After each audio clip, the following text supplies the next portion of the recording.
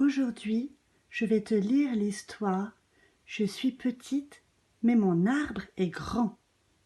Pour ça, installe-toi confortablement, ouvre grand tes yeux, grand tes oreilles. Cric-crac, mon histoire va commencer.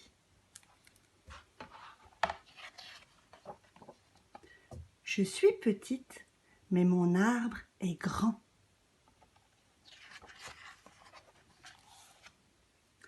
Je suis la plus petite d'une famille qui vit sur un arbre d'une drôle d'espèce. Un arbre généalogique, grand comme un baobab.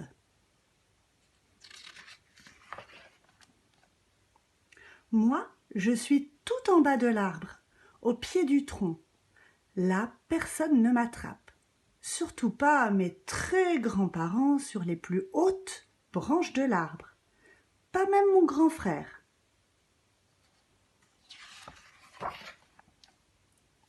Mon frère, c'est lui. On le reconnaît facilement avec ses grandes dents de cheval. Mais ce n'est pas un cheval. C'est un âne, mon frère. Mon grand frère, pardon.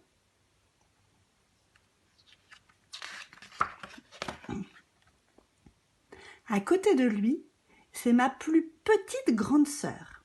Et à côté encore, ma très grande sœur. Tous les trois se suivent et se ressemblent. Ils n'arrêtent pas de parler, de crier des grands et gros mots. À la fin, pour dire pas grand-chose. Et patati et patata, ma tata, c'est la dame au gros chien en forme de pouf. D'ailleurs, il s'appelle Patapouf, son chien. Parfois, je vais sur leurs branches et je m'assois sur Patapouf. On se partage les gâteaux de tata qui sont toujours plus gros que ceux de maman.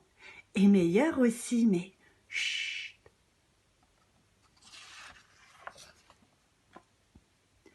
Maman n'est pas chef pâtissière. Elle est chef de la cabane de l'arbre.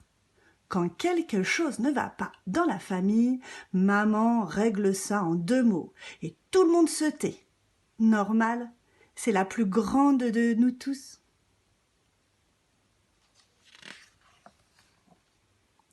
En plus, maman a une voix de diva. Même quand l'arbre est plein de feuilles et d'oiseaux, on l'entend sur toute la terre, qui est pourtant immense.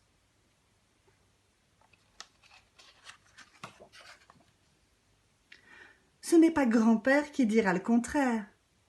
Il répète que maman lui a cassé les oreilles quand elle était petite. Je ne sais pas comment elle a fait, mais en tout cas, il est un peu sourd depuis. Grand-mère, qui n'a pas de grandes et longues dents, mais de fausses petites dents, dit que grand-père est un vieux schnock.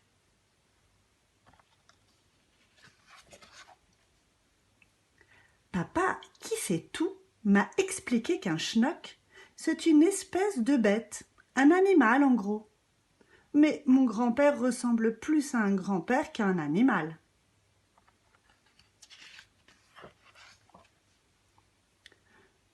Luna Park est un animal sur le tronc de mon arbre, dans le gros trou du hibou. C'est lui, Luna Park, mon chat.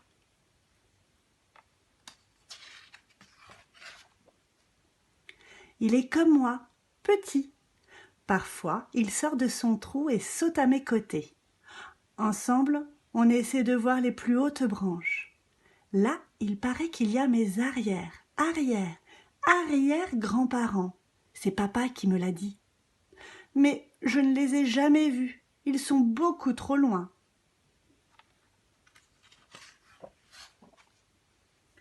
Ce n'est pas grave. S'ils ne descendent pas, c'est qu'ils sont bien là où ils sont. Alors, on les laisse tranquilles. On regarde les étoiles, plus haut que l'arbre dans le ciel, immense. Et on se dit, finalement, c'est bien d'être petit. Comme ça, le ciel est encore plus grand. Mon histoire est terminée. J'espère que vous avez aimé.